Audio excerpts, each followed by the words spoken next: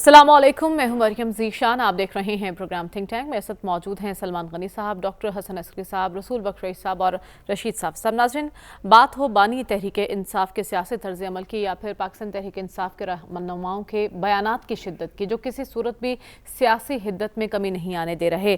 फिर हमने ये भी देखा कि अपोजिशन अलायंस आईन तहफ़्फ़ुज़ के लिए मुल्क गिर एहतजाज करने का ऐलान कर रहा है। उनकी जानिब से फैसला किया गया जिससे सियासी इस्तेहकाम तो आता हुआ दिखाई नहीं दे रहा, लेकिन एक मामला है पार्टी के अंदरूनी इख्तलाफात का, वो भी आए रोज़ शिद्दत इख्तियार करते जा रहे हैं। लेकिन इन सब के बावजूद अब भी पार्टी में कुछ ऐसे लोग मौजूद हैं जो मफाहमत चाहते हैं, जो टकराव और महाजराई की सियासत से गुरेज चाहते हैं, और इस सिलसिले में वो कुछ एक्टिव भी दिखाई दे रहे हैं। इस सिलसिले में साबिक सदर आरिफ अलवी साहब का नाम सामने आ रहा है कि वो जमाती सतह पर कुछ मुतहरिक हैं और बातचीत के लिए कोशा हैं। ये कोशिशें किस सतह पर हो रही हैं और किसकी जानिब से की जा रही हैं, और क्या वो इनमें कामयाब हो सकते हैं, पार्टी के लिए कोई रास्ता निकाल सकते हैं, इस पर हम बात करेंगे।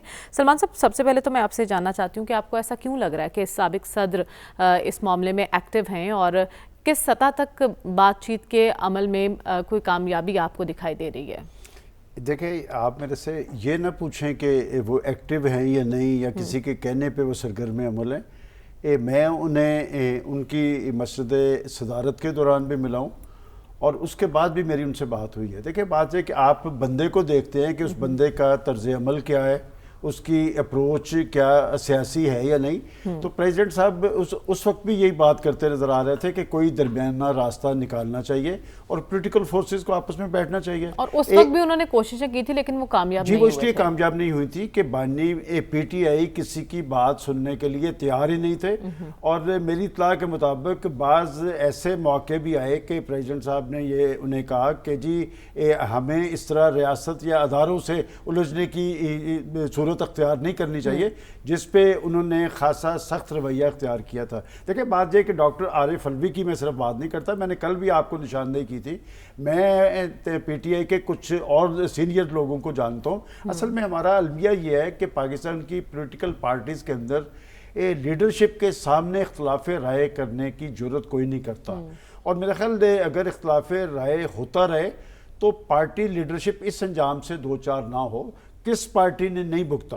और जमहूरियत पाकिस्तान के अंदर मांगते हैं कि जमहूरी अमल के तसलसल को इसलिए ज़रूरी समझते हैं कि वो हमें इक़्तिदार मिल जाए, लेकिन वो पार्टीज़ के अंदर जमहूरी नहीं समझते। इस वक्त क्या सूरत हाल है? कौन एक्टिव है पार्टी में? मैंने आपको इससे पहले भी बताया, मैंने कल नाम लिए थे हामिद खान साहब के, सलमान अकरम, जो लोग सेंसिबली आरिफ अलवी साहब भी कह रहे हैं उन्हें कुछ हिदायत मिली हैं। मैं आपको एक तस्वीर छपी है कि लाहौर में एक अदालत में उनके असीर रहनुमा डॉक्टर यास्मीन राशिद साहब हैं, मियां महमूद रशीद हैं, उमर चीमा साहब हैं। तो उस तस्वीर में नज़र आ रहा है कि साबिक सदर डॉक्टर आरिफ अलवी उन्हें कुछ बताते और समझाते नज़र आ रहे हैं। फिर वो पार्टी लीडर्स के साथ मिले हैं बानी पीटीआई को। बात है कि मैं सिर्फ अपनी एक असेसमेंट बता सकता हूँ कि डॉक्टर आरिफ अलवी साहब इस सूरत हाल के अंदर से रास्ता निकालने की बात कर रहे हैं। और ये सोच और अप्रोच पार्टी के अंदर एक बहरानी कैफियत है। और मैं समझता हूँ कि एक साइन ये अच्छा ज़रूर नज़र आ रहा है कि शेर अफजल मरवत साहब को चार्जशीट किया गया है,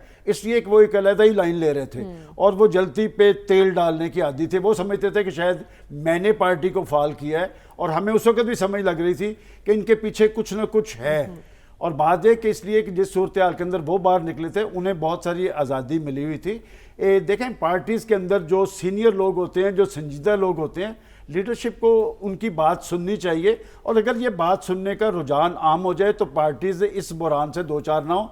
देखें, जिस कैफियत से पीटीआई दो चार है, और इस सारी सूरत हाल के अंदर से मैं आज भी समझता हूँ कि पाकिस्तान के जमहूरी मुस्तकबिल के हवाले से जिस तरह पॉलिटिकल पार्टीज़ का एक रोल है, इस तरह पार्टी के अंदर जो संजीदा अनासर है उन्हें सुनना ज़रूर चाहिए कि पार्टीज़ के अंदर ये एक पार्टी का अलमिया नहीं है। मैं दीगर पार्टीज़ में भी लोगों को जानता हूँ कि जिन लोगों ने इख्तलाफ राय किया पार्टी, ये शाहिद खान अब्बासी साहब के साथ, चौधरी निसार अली खान के साथ क्या हुआ, ये 35-35 40-40 साल की कमिटमेंट है इन लोगों की।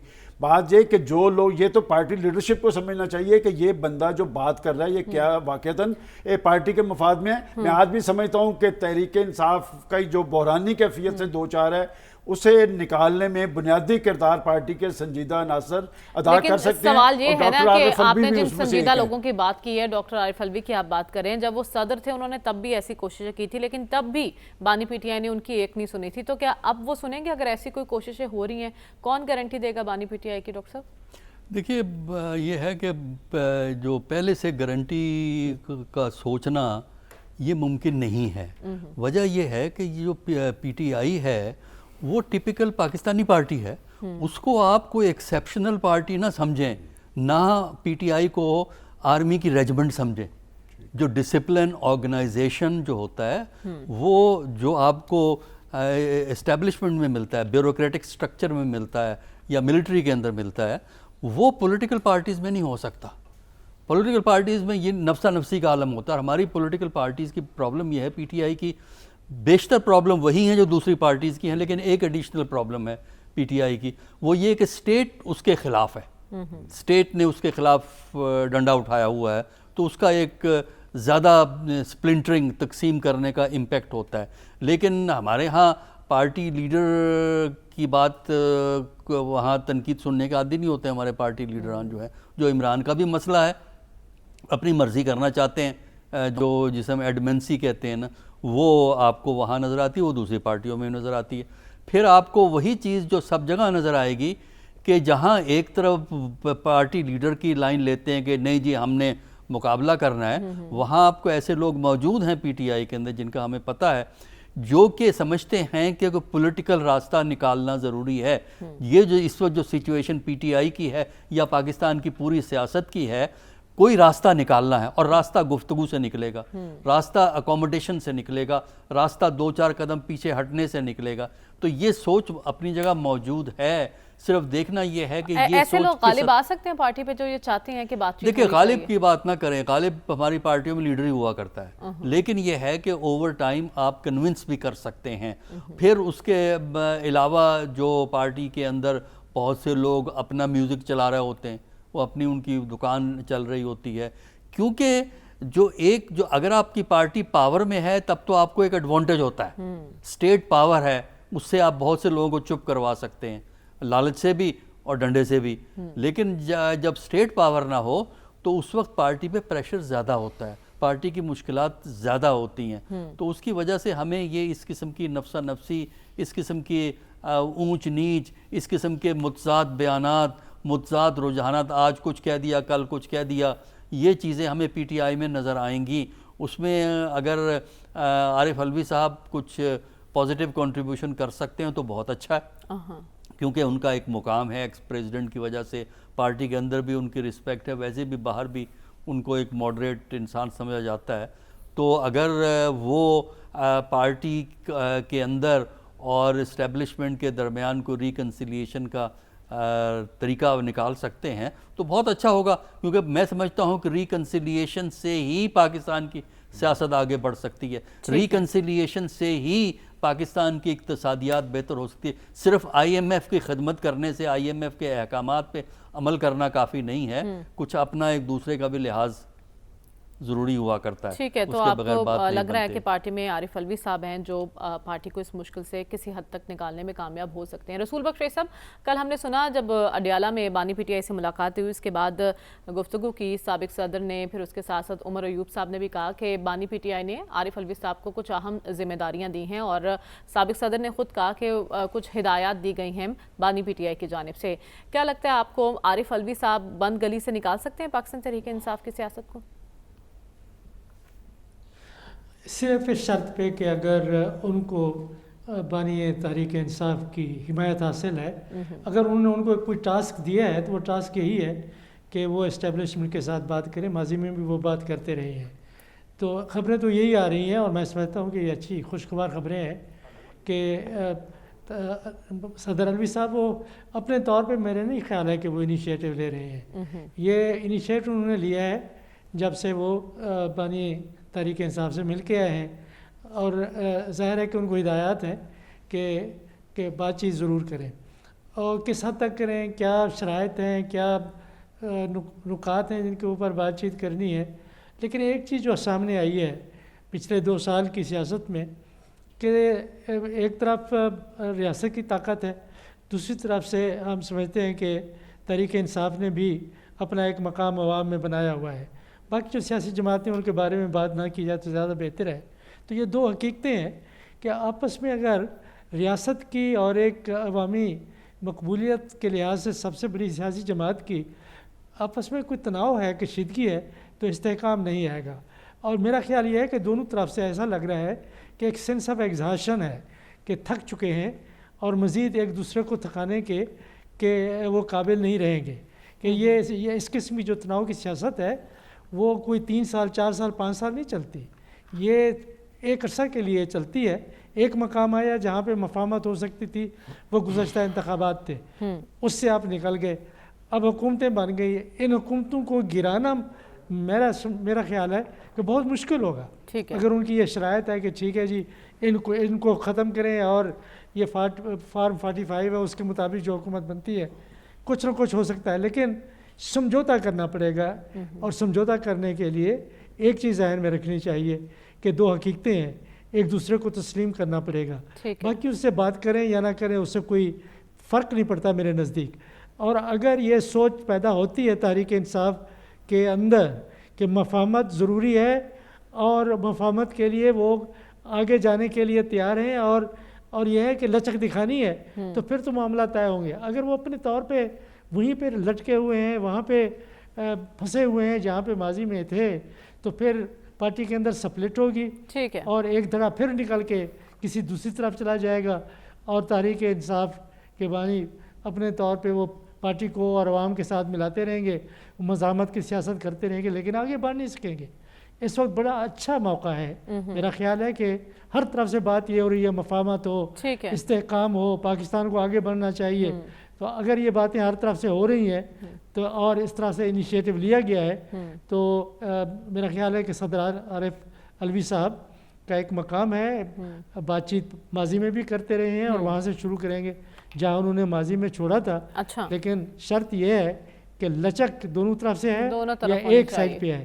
دونوں ساتھ سے لچک ہوگی تو معاملہ طے ہوگا. لیکن سوال یہ بھی ہے نا کس حد تک بانی پی ٹی آئی سابق صدر علوی کی بات مانیں گے اور کس کے کہنے پر سابق صدر ایکٹیو ہوئے ہیں. صافی صاحب، اس سے پہلے ہم نے دیکھا کہ ایک 3 رکنی کمیٹی بنائی تھی بانی پی ٹی آئی نے جس میں عمر ایوب صاحب بھی شامل تھے، شبلی فراز صاحب بھی شامل تھے. اب نام سامنے آ رہا ہے عارف علوی صاحب کا. اسد قیصر بھی کسی حوالے سے ایکٹیو ہیں؟ اگر ہیں تو کس سطح پر ہیں؟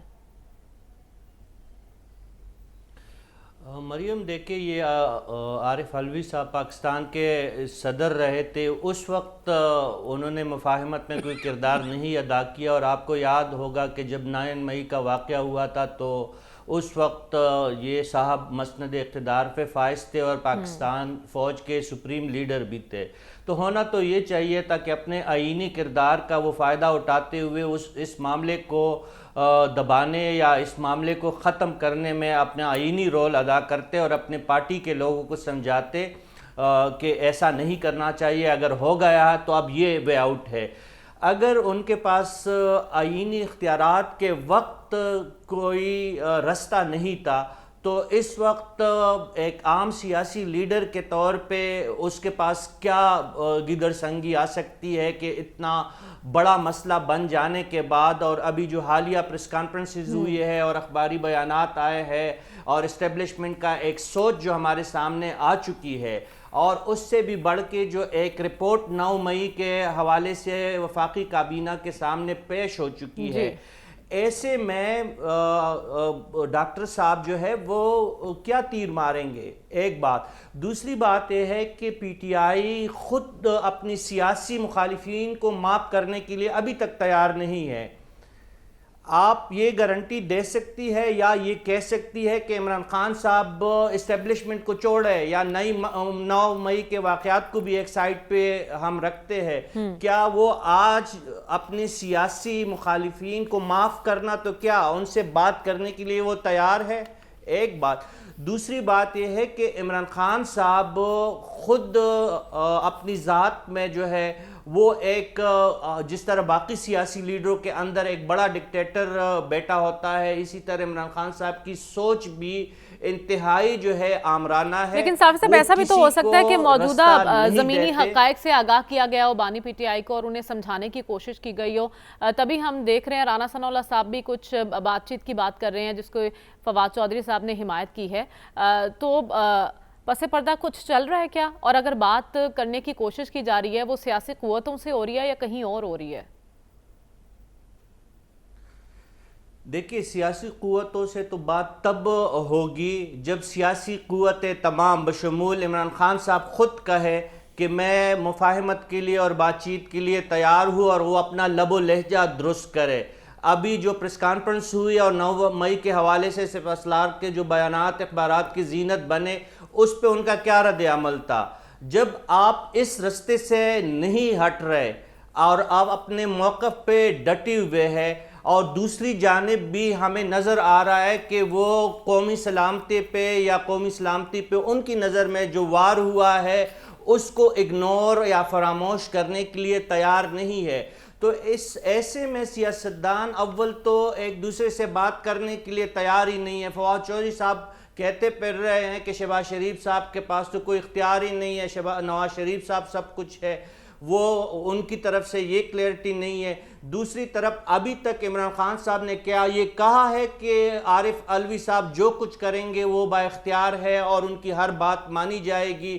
اور یہ بات بھی بالکل غلط ہے کہ مذاکرات سے قبل گارنٹی مانگنا یا گارنٹی کے حوالے سے بات چیت جو ہے وہ مناسب بات نہیں ہے. جب آپ کے پاس گارنٹی ہی نہیں ہے مذاکرات کی کامیابی کے لیے، جب آپ کے پاس اتھارٹی ہی نہیں ہے مذاکرات کے لیے، تو پھر آپ مذاکرات کیوں کر رہے ہیں؟ آپ کس لیے پھر مذاکرات کر رہے ہیں؟ ٹھیک ہے، دیکھنا یہ ہوگا نا کہ اگر تو بیڑا اٹھایا ہے سابق صدر عارف علوی صاحب نے تو یہ اونٹ کس کروٹ بیٹھتا ہے اور آنے والے دنوں میں اس میں کیا مثبت پیش رفت ہو سکتی ہے یہ دیکھنا باقی ہوگا. لیکن ہمیں ابھی آگے بڑھنا اور بات کرنی ہے. گورنر اور وزیر اعلیٰ خیبر پختونخوا میں تلخی بڑھتی جا رہی ہے. دونوں جانب سے خوب لفظی گولہ باری کی گئی ہے. علی امین گنڈاپور صاحب دھمکا رہے ہیں گورنر فیصل کریم کنڈی صاحب کو، گرانٹ اور گاڑی سمیت سب کچھ بند کرنے کی دھمکی دی جا رہی ہے، جبکہ گورنر صاحب بھی کہہ رہے ہیں کہ اگر آپ بدماشی کریں گے تو میں خود بھی بدماش ہوں. تو ایک صوبے کی دو اہم شخصیات کا آپس میں ایسے الجھنا، کیا اس کا جواز بنتا ہے؟ نقصان کس کا ہوگا؟ سلمان صاحب سب سے پہلے تو مجھے بتائیے معاملہ اس حد تک پہنچا کیوں ہے؟ دیکھیں جو پختونخوا کے وزیر اعلیٰ ہیں علی امین گنڈاپور، آپ ان کا طرز عمل دیکھ لیں، ان کے بیانات دیکھ لیں، ایک بات تو بڑی واضح ہے کہ بانی پی ٹی آئی کی چوائس بڑی درست تھی کہ انہوں نے ایک سیاسی غلطی کی کہ وہ پرائم منسٹر آفس گئے، انہوں نے جا کے پرائم منسٹر صاحب سے ملاقات کی اور پھر ہم نے دیکھا کہ باہر آ کر انہوں نے کہا کہ میں وفاق کے ساتھ چلنے کے لیے تیار ہوں، اور وفاق نے ہمیں اس بات کی یقین دہانی کروائی ہے. دیکھیں اگر تو وہ ایشوز پہ بات کر رہے ہیں اور صوبے کے مفادات پر صوبے کے عوام کے جذبات کی ترجمانی کر رہے ہیں تو یہ ان کا حق ہے. لیکن جو طرز عمل وہ اختیار کر رہے ہیں اور وہ ساتھ ساتھ یہ بھی کہتے آ رہے ہیں کہ جی اگر گورنر راج لگا تو ہم جو ممکن ہوا ہم کریں گے. لیکن گورنر صاحب نے کہا کہ میں گورنر راج نہیں لگاؤں گا، انہیں سیاسی لیکن گورنر راج ایک آئینی آپشن ہے، لیکن آج کی صورتحال کے اندر اب وہ بڑا ایک مشکل عمل بنا دیا گیا ہے. لیکن جو کچھ وہ گورنر صاحب کے بارے میں کر رہے ہیں، گورنر صاحب کا ایک آئینی رول ہوتا ہے، اور چونکہ جب آپ گورنر کو یہ کہیں گے کہ ہم جیالہ گورنر لگائیں گے تو پھر جیالہ گورنر بھی اسے جسٹیفائی کرنے کے لیے کچھ نہ کچھ کرے گا. فیصل کریم کنڈی صاحب اسی ضلع سے تعلق رکھتے ہیں جس ضلع سے علی امین گنڈاپور صاحب کا تعلق ہے، اور گورنر صاحب کی کچھ لیمیٹیشن ہے. میں اس میں مثال دوں گا، پنجاب کے گورنر تھے ہمارے بلیغ الرحمان صاحب، کہ اس وقت بھی جب اسمبلی توڑنے کا عمل تھا اس شخص نے بالکل خالصاً آئینی بات کی، اور کبھی بھی میں نے نہیں انہیں دیکھا کہ انہوں نے گورنر کے منصب پہ ہوتے ہوئے سیاسی مخالفین کو ٹارگٹ کیا ہو. گورنر کی ایک لیمیٹیشن موجود ہے، لیکن جب سیاسی گورنر ہوتا ہے نا تو وہ لازمی وہ اپنی لمٹ سے ہٹ کے بات کرتا ہے، اور وہ جو کچھ گورنر صاحب نے کہا ہے، میرا خیال علی امین گنڈاپور نے آج جب رد عمل کا اظہار کیا اور جو کچھ ان کے بارے میں کہا ہے وہ انتہائی غیر ذمہ دارانہ ہے. اور اس کے جواب میں پھر دیکھیں کہ گورنر کا جوابی جو بیان آیا اس میں خاصی لچک ہے. یہ طرز عمل جو ہے یہ اسٹیٹ کے اداروں کے حوالے سے کوئی اچھا رجحان ظاہر نہیں کرتا. اور میں سمجھتا ہوں کہ چیف منسٹر پختونخوا اگر ان پہ کوئی جھنجھلاہٹ طاری ہے تو وہ اس کا اظہار کرے, وہ اپنے صوبے کے ایشوز کی بات کریں. اگر وہ ایک گورنر کے منصب اور یہ کہتے ہیں کہ میں گورنر کو نکال باہر کروں گا, ان کا پیٹرول بند کر دوں گا, تو ایسے ممکن نہیں ہوگا. اور وہ جو کچھ کرنا چاہ رہے ہیں, دیکھیں وہ کسی کے ہاتھ سرخرو ہونا چاہ رہے ہیں. میں نے اس لیے کہا کہ یہ خالصتاً میرٹ پر تو کر دیا اور وہ یہ کچھ کرتے نظر آئیں گے. ایک غلطی کی تھی جس کا وہ مداوع یعنی آپ کہہ رہے ہیں اپنی قیادت کو خوش کرنا چاہ رہے ہیں, وہاں سرخرو ہونا چاہ رہے ہیں. ڈاکٹر صاحب آپ کو کیا لگتا ہے کہ دونوں اچھے عہدوں پر ہیں, کیا ان کے منصب کے تقاضے یہ ہیں کہ ایک دوسرے کے ساتھ ایسے الجھا جائے؟ دیکھیے منصب کے تو تقاضے نہیں ہیں, لیکن سیاست کا یہ ایک طریقہ بن گیا ہے. دیکھیے گورنر بننے سے پہلے بھی دونوں میں بیان بازیاں چلتی تھیں. ہم یعنی گورنر بننے سے پہلے کندی صاحب کے بیانات اور کندی صاحب کے خلاف چیف منسٹر صاحب کے بیانات. دیکھیے ایک تو پاکستان میں جو اوور ٹائم جو زوال آیا ہے سیاسی اخلاقیات میں, اس زوال میں ایک چیز یہ ہے کہ اب گورنر کے عہدے پہ آپ پولیٹیکل لائلسٹ کو لگاتے ہیں, جبکہ ٹریڈیشنلی رواج یہ تھا کہ گورنر کے عہدے پہ ٹھیک ہے وہ آپ کے پارٹی کا بندہ ہو سکتا ہے, لیکن ایسے لوگوں کو لگایا کرتے تھے جن کو اپوزیشن میں بھی تھوڑی سی رسپیکٹ حاصل ہوا کرتی تھی, جن کی حیثیت ایسی ہوتی تھی کہ اپوزیشن سے وہ بات کر سکتے تھے. یعنی ان کا سٹیچر جو تھا نا وہ صرف لائلسٹ کا نہیں تھا, پارٹی کے ممبر ضرور ہو سکتے ہیں, صرف لائلسٹ کا نہیں تھا. اب ہمارے ہاں رواج ہو گیا ہے کہ ایک سے ایک لائلسٹ کو ڈھونڈ کے لگا دیا. پنجاب کا نیا گورنر لگایا ہے, پولیٹیکل نان اینٹی, اس کا کوئی ویٹ نہیں ہے پولیٹیکل ویٹ. ہاں خدمت گزار ہیں, پارٹی کے ہیں. اسی طرح جو کے پی کے ہیں ان کا پولیٹیکل سٹیچر ہے. گورنر لگایا نہیں, یہی تو ہے. اصل میں ہماری سیاسی جماعتیں اب جو بڑے عہدے ہوتے ہیں ان کو مال غنیمت سمجھتی ہیں کہ ہم اقتدار میں آ گئے ہیں, لہٰذا مال غنیمت ہے, یہ عہدہ بھی ہمیں مل جائے, گورنر کا بھی مل جائے, اس کا بھی مل جائے. اس میں آپ سٹیچر والے, کیا پی پی پی میں سٹیچر والے لوگ نہیں ہیں؟ ایسے لوگ ہیں جن کا عزت و احترام اپوزیشن بھی کرتی ہے. گورنر کے عہدے پہ ہمیشہ ایک ایسے شخص کو لگانا چاہیے جس کو چاہے وہ پارٹی سے تعلق کے, جس کو احترام حاصل ہو, جو اپوزیشن سے بات کر سکے. فلوی صاحب کی یہی تو بات کر رہے تھے کہ وہ باوجود کہ وہ پی ٹی آئی کے صدر تھے وہ بات کر سکتے تھے. یہ بہت ضروری ہوتا ہے. تو اب یہ جو طریقہ کار آ گیا ہے کے پی کے اندر, یہ افسوسناک ہے, کیونکہ نہ اس سے جو ہے چیف منسٹر کو فائدہ ہوگا, نہ اس سے گورنر کو فائدہ ہوگا. دوسرا یہ ہے کہ جو آپ نے گورنر صاحب نے بات کی ہے نا کہ میں نہیں لگاؤں گا, قائن کے مطابق گورنر رول گورنر نہیں لگاتا. گورنر کی رائے کا وزن ہوتا ہے کہ وہ, لیکن گورنر رول جو لگتا ہے وہ صدر لگاتا ہے پرائم منسٹر کی ریکمنڈیشن پہ. اس میں ٹھیک ہے گورنر سے پوچھ لیا جاتا ہے, لیکن گورنر خود نافذ نہیں کر سکتا, لہٰذا یہ تو آپ بھول جائے. پارلیمنٹ سے اپروول بھی اب ہوتی ہے, وہ ایک خاص کیٹیگری کا ہے, مطلب مختلف کیٹیگری کا گورنر رول ہے. ایک کیٹیگری میں اپروول چاہیے, ایک کیٹیگری میں نہیں چاہیے. لیکن سوال یہ ہے نا کہ گورنر اور صوبے کے وزیر اعلیٰ کا ریلیشن شپ کیسا ہونا چاہیے. رسول بخش رئیس صاحب بات کی تھی فیصل کریم کنڈی صاحب نے کہ میں پل کا کردار ادا کروں گا وفاق اور صوبے کے درمیان. اس پر سیکھتا ہوئے علی امین گنڈاپور صاحب کہ آپ کون ہوتے ہیں, آپ کیسے پل کا کردار ادا کر سکتے ہیں, کیا یہ جواز بنتا ہے اس کا؟ دیکھیں پہلے تو بات یہ کرنی چاہیے کہ میں پل کا کردار ادا کروں گا, کہ پل کا ایک کردار ادا کرنے کے لیے اب دیکھنا چاہیے کہ جس شخص کو لگایا گیا ہے وہ وفاق کا نمائندہ ہے یا پاکستان پیپلز پارٹی کا نمائندہ ہے. دوسری بات جو ایک ذہن میں رکھیں کہ مینڈیٹ کس جماعت کا ہے خیبر پختونخوا میں, کہ آپ نے جان بوجھ کے آپ نے ایک ایسی سیاسی جماعت کا آدمی لگایا ہے جن کی کہ ان کے ساتھ چپ کلاشے ہے, کہ باقی صوبوں میں ایسا نہیں ہے, صرف خیبر پختونخوا میں کیوں. کہ دیکھنا یہ چاہیے تھا کہ میں سمجھتا ہوں کہ اگر آپ جمہوری سپیرٹ کو دیکھتے ہیں کہ ٹھیک ہے وفاق کی حکومت لگائے, لیکن وہاں سے جو سیاسی جماعت ہے اس کی تائید اس کو حاصل ہونی چاہیے, کہ وہاں پہ اگر ہم آہنگی ہے تو پھر تو آگے معاملہ چل سکتے ہیں. اور اگر آپ نے صرف ایک قبضہ جمانے کے لیے اور اپنا ایک حق جمانے کے لیے, اور ساتھ یہ ہے کہ ایک دباؤ کے طور پہ استعمال کرنے کے لیے گورنر کا عہدہ آپ استعمال کرتے ہیں, تو پھر وہی ہوگا جو ہمارے سامنے ہوتا نظر آ رہا ہے. کہ بات چیت ہوگی تو وہ چیف منسٹر صاحب کی جو عوام کے نمائندے ہیں, یہ کسی کے نمائندے نہیں ہیں, یہ صرف پاکستان پیپلز پارٹی کی نامینیشن ہے, اور یہ جو سیاسی سمجھوتا ہوا ہے اس کے نتیجے کے طور پر یہ ہے کہ جی ہاں پیپلز پارٹی کے اتنا گورنر لگائیں گے، 3 گورنر یا 4 گورنر صدر کو لگائیں گے. یہ جو ایک بندربانٹ ہوئی ہے 2 جماعتوں کے درمیان میں، یہ اس کا حصہ ہے. اسپرٹ کو دیکھیں جمہوریت کی، وہ یہ ہے کہ جس کے پاس عوامی تائید حاصل ہے صوبہ تو وہ چلائے گا. یہ تو صوبہ چلا ہی نہیں سکتے. ان کے پاس کیا اختیارات ہیں؟ صرف وہی اختیارات ہیں جو نامینل قسم کے ہوتے ہیں، اس کے علاوہ کچھ نہیں ہے. یہ اسی لیے لگائے گئے ہیں تاکہ گنڈاپور صاحب کے لیے ایک چیک میٹ کا کام کریں اور ان کے لیے مشکلات پیدا کریں. ایسا نہیں ہونا چاہیے تھا، لگنا غلط تھا. اب اگر لگ گئے ہیں تو ظاہر ہے کہ ان کو ایک جو جمہوری رویے ہیں وہ اختیار کرنا چاہیے. یہ سمجھنا چاہیے کہ چیف منسٹر صاحب ہیں جن کو کہ عوام کی تائید حاصل ہے، وہ نمائندے ہیں، وہ حکومت ہے، وہ کابینہ ہے. اختیارات ان کے پاس ہیں، ان کے پاس اختیارات نہیں ہیں. ٹھیک ہے، لیکن اس طرح سے ان کو آگے جس طرح کا چلنا طرز چاہیے. عمل جارحانہ یہ نہیں طرز ہے عمل کہ دباؤ چیف کے طور منسٹر پہ. صاحب کا تھا، کیا وہ انہیں سوٹ کرتا ہے؟ صافی صاحب، کیا وجہ ہے اس چپکلش کی اور کیوں اتنے سیخ پا نظر آئے ہمیں علی امین گنڈاپور صاحب؟ ایک تو مریم دیکھیں، خیبر پختونخوا کی سیاست کے ڈائنامکس تھوڑے سے چینج ہے. اس سے پہلے جے یو آئی کے وہاں پہ گورنر تعینات تھے، اس سے بھی پی ٹی آئی کو اور علی امین گنڈاپور کو بہت زیادہ مسئلے تھے. ان کو ہٹایا گیا ہے. ظاہر ہے پیپلز پارٹی بھی اس صوبے کی ایک بڑی جماعت ہے اور قومی جماعت ہے. ظاہر ہے پیپلز پارٹی نے اپنا ایک بندہ وہاں پہ لگا دیا ہے.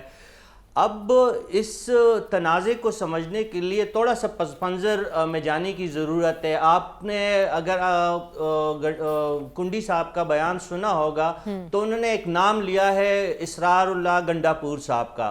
یہ ایک انتہائی قابل سیاستدان تھے. خیبر پختونخوا کے وزیر قانون رہے تھے. عنایت اللہ گنڈاپور اس خاندان کے جو پہلے وزیر اعظم تھے، وزیر اعلیٰ تھے، ان کے فرزند تھے. وہ شہید کر دیے گئے تھے عید کے دن 2013 میں خودکش حملے میں. اور اس کے بعد ان کے بھائی اکرام اللہ گنڈاپور پی ٹی آئی میں شامل ہوئے اور وہ بھی انتہائی قابل انسان تھے. پھر ان کو 2018 میں شہید کر دیا گیا تھا خودکش حملے کے حوالے سے.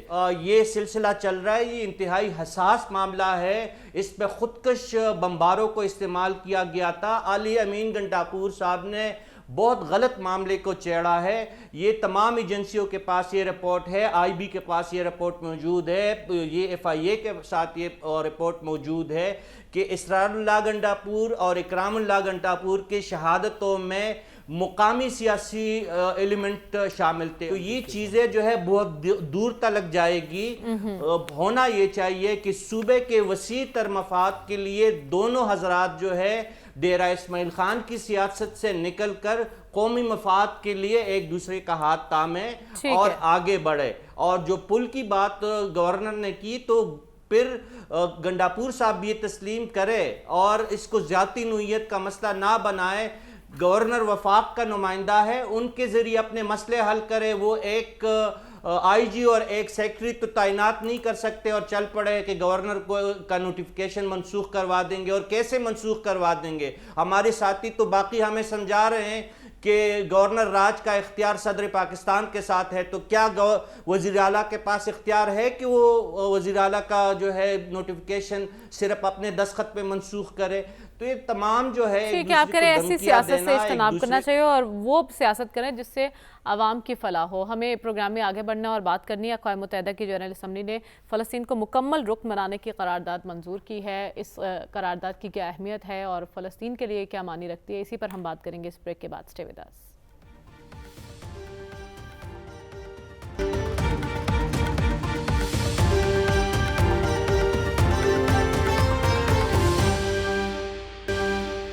ویلکم بیک ناظرین. اقوام متحدہ کی جنرل اسمبلی میں جو ووٹنگ ہوئی اس میں 143 ممالک نے فلسطین کے حق میں ووٹ دیا، جبکہ امریکہ اور اسرائیل سمیت 9 ممالک نے اس نے مخالفت کی ہے اور 25 ممالک نے ووٹنگ میں حصہ نہیں لیا. سلمان صاحب، لیکن اس سے مکمل رکنیت تو نہیں ملی، لیکن اہل قرار دے دیا گیا. فلسطین کو اقوام متحدہ کا مکمل رکن بننے کا اہل تسلیم کر لیا گیا ہے. یہ کتنی بڑی فتح ہے اور اس پر ہم نے اسرائیل کا ریاکشن بھی دیکھا تھا. کیا معنی رکھتی ہے یہ قرارداد؟ دیکھیں، یہ ایک بڑی پیش رفت ہے، خاص طور پہ فلسطینی عوام کے ساتھ جو ظلم، بربریت، قتل و غارت کا عمل، ان ساری تاریخی ناانصافیوں کے ازالہ کے لیے یہ ایک پہلا قدم ہے.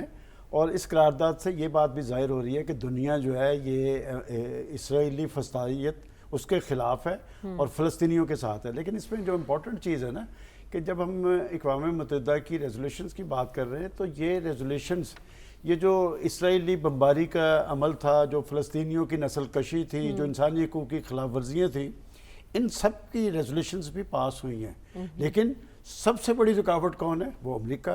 اس ریزولوشن میں بھی آپ دیکھیں جن 9 ممالک نے مخالفت کی ہے اس میں امریکہ ہے. اور بات یہ کہ 1947 میں جب یہ 2 جماعتی نے اعلان کیا گیا تو اسرائیل کو تو مستقل رکنیت دے دی گئی اور فلسطین کی حیثیت جو وہ غیر رکن کی تھی. اور بات یہ کہ جب تک امریکہ اپنے آپ کو تبدیل نہیں کرتا, آج کل آپ بیانات نہیں دیکھ رہے ہیں امریکہ کے, تھوڑا فاصلہ جی فاصلہ اس لیے نا کہ وہاں پر الیکشن آ رہا ہے اور وہاں کے عوام جو ہے وہ ہمارے امریکی عوام جو ہیں جن کے ہم ہمیشہ ناقد رہے ہیں, ان کی یونیورسٹیوں کے اندر آپ ذرا دیکھیں کہ انقلاب آیا ہوا ہے مغرب کے اندر کہ وہ انہیں نہیں جانے دے رہے. بائیڈن صاحب جہاں جہاں جا رہے ہیں ان کے 3 بڑے سفارتکار ریزائن کر چکے ہیں کہ اس سارے عمل میں ہم پہ حرف آ رہا ہے. اور میں سمجھتا ہوں کہ اگر امریکہ اور برطانیہ اسرائیل کے پیچھے نہ کھڑے ہوتے یہ 40,000 فلسطینی شہیدہ ہوتے, 13,000 بچوں کی شہادتیں اور خواتین کے ساتھ جو کچھ ہوا ہے, میرا خیال اس سے بڑی تاریخ انسانی میں کوئی مثال نہیں ملتی. اصل ذمہ دار اس کا امریکہ ہے. ٹھیک ہے, امریکہ ذمہ دار ہے لیکن وہ تھوڑا فاصلہ شو کرتا ہمیں دکھائی دے رہا ہے. ڈاکٹر صاحب اس قرارداد کی کیا امپورٹنس ہے؟ دیکھیے جو پی ایل او اس سے پہلے آبزرور کا سٹیٹس تو اس کے پاس ہے, لیکن ان کی کوشش پہلے بھی رہی ہے کہ ممبرشپ مل جائے, ریگولر ممبر ہو جائیں یو این کے. اب جو یہ ریزولوشن پاس ہوا ہے جنرل اسمبلی میں, یہ ایک سیاسی فتح ہے اور سیاسی کامیابی ہے, اور اس سے یہ ظاہر ہوتا ہے کہ بین الاقوامی سطح پر فلسطینیوں کے لیے ہمدردی, فلسطینیوں کے لیے سپورٹ موجود ہے اور دنیا چاہتی ہے کہ ان سے انصاف ہو, ان کو ایک بطور ریاست قبول کر لیا جائے. لیکن پرابلم جو یہاں ہمیں نظر آتی ہے وہ یہ ہے کہ جنرل اسمبلی کا ریزولوشن بائنڈنگ نہیں ہوتا, اور اس کے لیے جو جنرل اسمبلی کی اپروول کے علاوہ سیکیورٹی کونسل کی اپروول کی بھی ضرورت ہوتی ہے.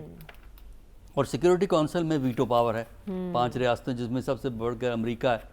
برطانیہ اور فرانس کو تو کچھ کرنے کی ضرورت ہی نہیں ہوتی, وہ اگرچہ وہ لائن امریکہ کی لیتے ہیں لیکن وہ امریکہ اس پہ ویٹو کر دیتا ہے کیونکہ یہ معاملہ اس سے پہلے آیا ہے سیکیورٹی کونسل میں, اور سیکیورٹی کونسل میں امریکہ نے ظاہر ہے اس پہ نو کر دیا اور ویٹو ہو گیا.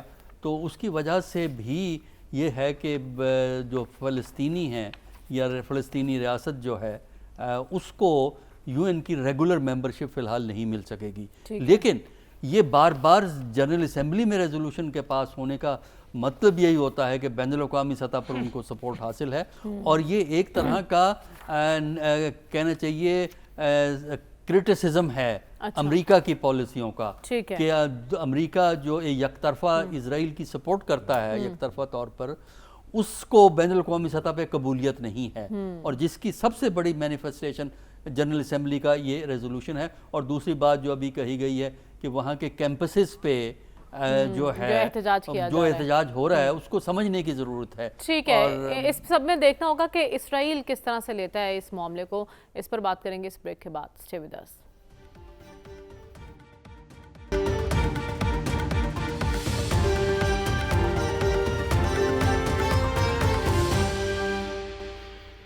ویلکم بیک ناظرین. رسول بخش رئیس صاحب, اس قرارداد کی منظوری کے بعد اسرائیل کا ریاکشن بھی ہم نے دیکھا, لیکن کیا ریئلائز نہیں ہو رہا اسرائیل کو اس قرارداد کی منظوری کے بعد کہ دنیا کی سپورٹ کس طرف جا رہی ہے؟